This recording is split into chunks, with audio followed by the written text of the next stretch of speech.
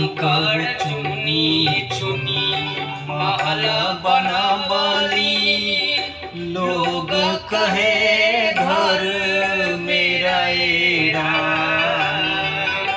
कंकड़ चुनी चुनी महल बनवली, लोग कहे घर मेरा एरा।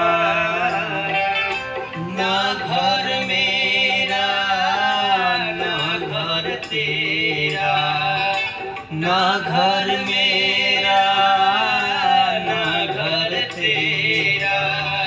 चिड़िया चैन बसेरा एरा, बिरह के अगिया लागेला एही तन में। कौन सखी मार दिहला